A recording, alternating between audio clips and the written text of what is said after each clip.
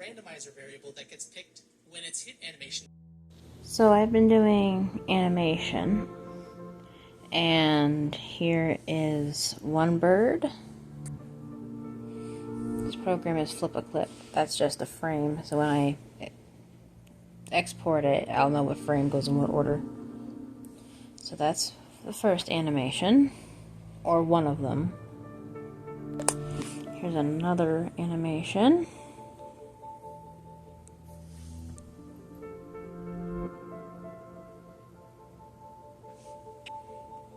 Trigger warning, this is going to be a very big image of an ant.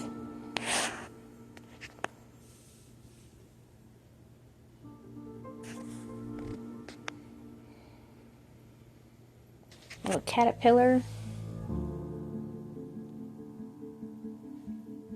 And butterfly. Hello everyone, welcome to another devlog. I hope you're doing well. In this video, I'm going to be talking about some of the art for my game. Now, the art in this game is not complete. There's a lot of game left to make. And yeah, it's just going to be showing you what I've done so far, basically, because there's plenty left to do. I figured why not give you a little bit of a tour, I guess, and tell you a little bit about my process and the programs I use. So we'll start with the programs. When it comes to art, I use 4 programs. I use Procreate as my main coloring and drawing tool, Clipstudio if I'm working at my desk, which isn't often unless I'm streaming and putting together the game. But for like art, I'm mostly just not sitting at my desk. I'm just on my iPad in the living room watching TV and drawing. And we have GIMP, which I use to test out, see if animation looks alright if I'm on my computer. And I also use it for other things. I use it for some backgrounds because I'm just more familiar with shape tools and stuff in that. I use it for thumbnails for all my videos, which isn't necessarily the game, but you know, all the thumbnails for my channel are done in GIMP. I use it for random stuff, basically. And then we have Flip a Clip, which I do my animation in. Now I do have BlueStacks on my computer, so you can technically use Flip a Clip on the computer if you use BlueStacks, because it's an Android emulator and it's a mobile app. But I can't figure out how to find the PNG sequences when I use it. So I just stick to using my iPad and export as a PNG sequence and then download them off the cloud and then just delete all of the frames because it's still in the program if I need it, so I don't need to have these pictures clogging up my space on my iPad. When it comes to Flip a Clip, I can recommend it if you get the free version. I bought it years ago, but now it's subscription and I don't like subscriptions, so I'm not gonna suggest a subscription. But if you just want to sketch and then export a PNG sequence and work on it in another program, I would definitely recommend the free version. I don't particularly like coloring and all this stuff in Flip a Clip anyway, so for me it doesn't really matter about all the other features. If features matter to you, you can just try it out and see if you like it, but I don't recommend subscriptions. When it comes to my process is pretty much the same whether I am animating or drawing, because to me, animating is just drawing a bunch of pictures that look kind of the same but slightly different. I do a base sketch, which looks pretty ugly, but it gets the point across. When I'm doing animation, I'm also actively animating, seeing if it looks kind of close to what I want, because once I refine it, I want it to look good. But if I focus on details at the start, it's gonna look awful. It always does. So I do an ugly sketch and then I do a prettier sketch on top, so you can actually see like a drawing and not a potato. And then I will ink it or outline it, whatever you want to call it, and then I will color it. The majority of the time I am using Procreate, but in some cases, I will use Clipstudio. For games specifically, I kind of like to stay in one program, so it's majority Procreate. But if I'm doing like an animatic or something, I will probably be on my computer and using Clipstudio because I want it all to look the same in an animatic. Or a game, to be honest, which is another reason why I stick to one program most of the time. But Clipstudio, I can stream. So... In GIMP, I just do like little things with it, so it's not my main art program anymore. It's more of my graphic design program. I use it for like things like thumbnails and stuff like that. When it comes to implementing it into the game, I kind of just attach myself to a part of the game and I'm like, I want this part to look pretty now, so then I just make it and add it in. I'm slowly muddling through those animations that I've done recently. I finished a couple, I still have a couple left. My process is pretty simple. I just do the same thing but with different shapes, and that's it. When it comes to planning, I have some little clips, so I will put those in now. So I'm working on designing a little bit. I haven't gone to doing the mechanics and stuff, which is like the important thing, but I want to start that on a stream, and I haven't gotten around to streaming it yet. So we are starting with some of the fun stuff to get me into the groove anyway, because I prefer the art over the putting together. So I'm trying to like design lightly, not super detailed. I mean, it's kind of detailed, but it's still loose, whatever. The endless runner section, and I haven't learned how to properly make an endless runner, so this is gonna probably change. From what I vaguely know is in GDevelop you have like, you can make like a bunch of scene pieces and then it'll randomly pick one. So I'm trying to figure out what's the longest I can make of one, and that'll determine how big my sprite will be and how big these bits will be. But I'm also trying to figure out how I'm gonna make like the background and stuff. So I made the character this big, but that's kind of too big for how big this scene is, because it needs to keep moving. But that kind of just depends. Like, I have to learn how to make the endless runner, then I can better judge this. But this is just getting my ideas down. And right here, I have the characters in the midground. This is the foreground, because I want it to be, as the little caterpillars wiggling along, you know, there will actually be some tall pieces that he'll be behind, so it feels like you are inside of the environment instead of just plopped on the environment. And for the background, I want there to be random mushrooms and dandelions, but as it gets further in, I want it to kind of fade into being a clover field. So I don't know how I'm gonna do that, because it's supposed to be an endless runner. I have an idea of how I can do that, but I have to learn how to make the endless runner first, then I can find out if I can actually do that or not. But we have sky, then we have background, and then further background, and then we have foreground, midground, plus character will be on top of midground. So you already have, let's see, 1, 2, 3, 4, 5, 6, 7, 8. I think you have like 8 layers for one like scene, and I would have to construct each like scene for this. So I'm just trying to decide, do I make everything super small and I just make this one very, very long bit that repeats, like just this long bit repeats, but it's detailed enough to where it doesn't feel super repetitive? Or do I make a bunch of smaller ones and attach it? I know this makes no sense because I'm bad at explaining, but I'm trying to figure that out. I won't really know until I make an endless runner prototype, so I understand what's going on. But yeah, I'm starting up some of my concepts in my sketchbook. Here's my sketchbook. So yeah, it's not the prettiest art, but it's a sketchbook. It's supposed to have sketches in it. That's the point. So yeah, this is what I've got so far. This is kind of the aesthetic I'm going for, but like much prettier than this. This is very quick. But yeah. I'm also trying to determine if I'm going to make the background sketchy and textured and just the character is smooth. I'm going to make the character smooth. I don't know. That's a whole other section we're going to deal with. But yeah, this is what I'm doing so far. And when it comes to implementing a plan, depending what it is, in this case a game, I am very visual. I need to see things. And drawing it out in a sketchbook can help me, but in the long run, a lot of time, I just need to draw it and see if I like it, which is a lot of time, but I'm very visual and I need to see it as it is, not as what it could be, which is one of the reasons why I will just randomly in the middle of a stream just start making a bunch of placeholder art, even if it doesn't look good, because I need it there. I need to know what I'm looking at. I can't just envision it.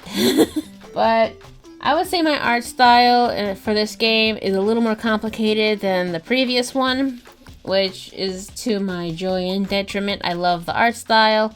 I hate how long it takes to do, and this is simpler than I would have done, by the way. Also, this art style depends very much on one specific brush in Procreate, which is one of the reasons why I think the cardinal animation sticks out, is because I didn't use that brush for texture and shading. It's called Fresco, and there is an equivalent one kind of in Procreate, but you have to buy it, and I don't have their points or whatever because I don't use Clipstudio enough. And also, it didn't look like the same brush. I got a different brush. I thought it matched up. In practice, it doesn't look good. Yeah, I think I'm just gonna switch on over to the overview of what I've added in the game, because you have seen like stuff happening in the background, but now I'm gonna show you it in action, and that's going to be it. Alrighty, so this is how far I've gotten with the art. I'm not necessarily showing off the mechanics. I kind of did that in the last video, even though I have started working on the endless runner thing, but it doesn't work quite right yet, so it's not really much to show off. But I guess I'll start here with this one. I made a repeating pattern for the grass. Both of these are a repeating pattern. This one is a small one because it doesn't have any ladybugs on it.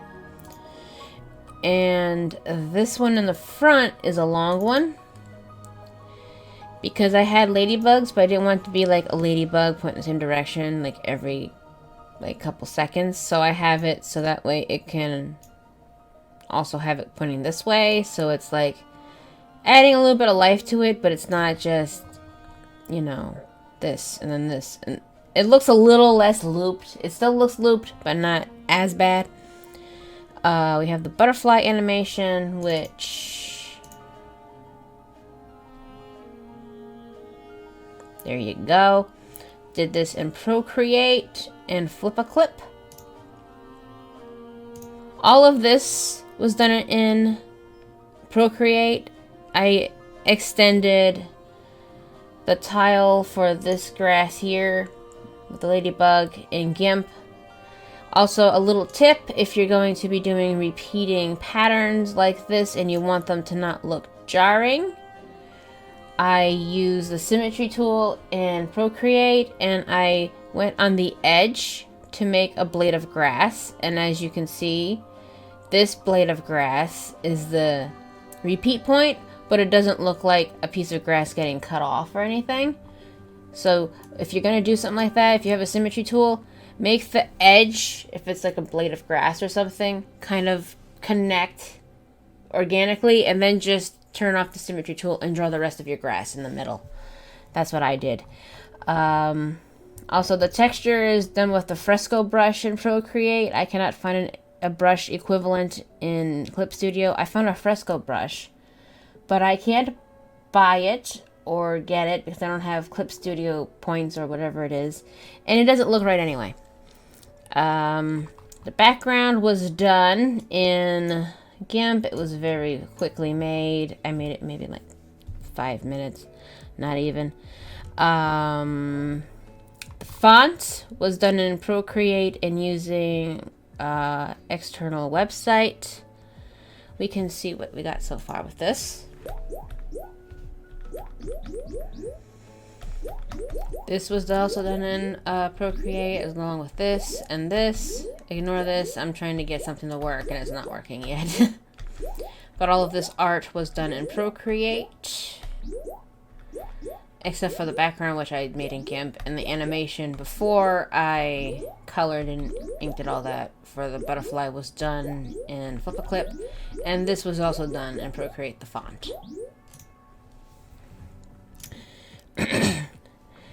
Next we have this. This doesn't look very good because of these here. It's kind of hard to see the tree, but I have put in here probably at some point the speed paint of the tree. So you've seen the tree, but I can show you up close the texture on the tree. This is the fresco brush again. I love this texture. And I use the pencil brush for the outlines. I'm still working on making the chrysalis look good. This stuff's all out of bounds. This is spawn points. Those, you don't see those. The background was made in GIMP. I'm not 100% in love with the background, but there are also animations, which were all animated in Flip-a-Clip, one of which I have colored, and that was done in Clipstudio Paint. I kind of prefer Flip-a-Clip. Yeah, this was colored in Clipstudio Paint.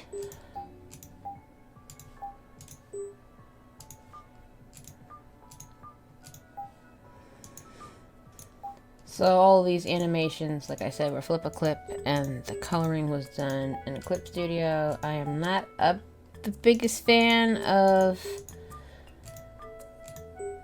I don't know, something about Clipstudio. I like Clipstudio, but I think it's just because I have to look at this screen while holding the pen on my little tablet. I got used to using the screen as the drawing tablet, so if I feel a little disconnected to it now.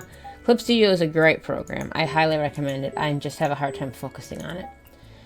But yeah, that's the background also right there. Yeah.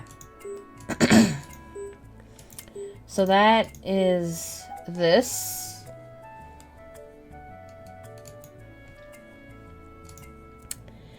Now for the endless runner. It's kind of hard because I have stuff set up where you don't see the idle animation anymore, so here is Fidget as a caterpillar. Technically this game goes the endless runner, then the clicker test, then tutorial, but I've kind of worked on the game backwards based off of my interest. So here is the idle animation, which I don't even know if I'm going to end up using. But this is the idle animation for the caterpillar. And then here is the never gonna break my stride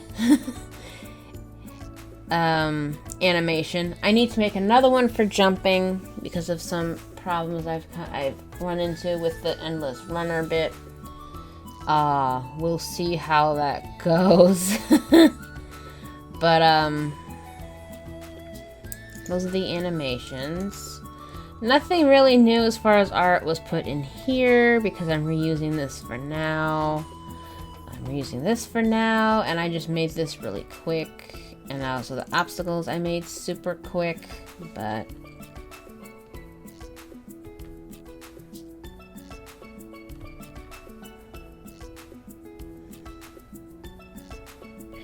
it kind of does what I want, but it also kind of doesn't. I want it to be a little more like it's running and jumping over like actual obstacles and stuff. It'll be a while before this is like in a state where I'm happy with it, because right now I'm very much not happy with it. And this one, I'm mostly happy with it. I'm just not happy with how the spawning stuff works. I'm trying other things. Maybe I'll finally get it eventually. This game is the most complete, or this level I guess I could say, because each one is basically a mini game. This level is the most complete, but I still have to make more art. But yeah, this is what I have so far. I don't know when I'll be done. I wanted to be done by May because I had a fun idea for a mermaid prompt for a game, but I would rather make this game where I'm happy with it rather than rushing it out. So we will see how that goes. I hope you all enjoyed this video, and please remember I do a lot of this live. Maybe not the art, but I do a lot of the programming and following tutorials and testing out features and stuff. I do all of that a lot of the time live. So if you want to see Game Dev live, please like, subscribe, and share, and comment, and all that other stuff. And turn on the bell so you'll get notified when I do stream. And yeah, I will see you all later. Thank you for watching, and have a great day.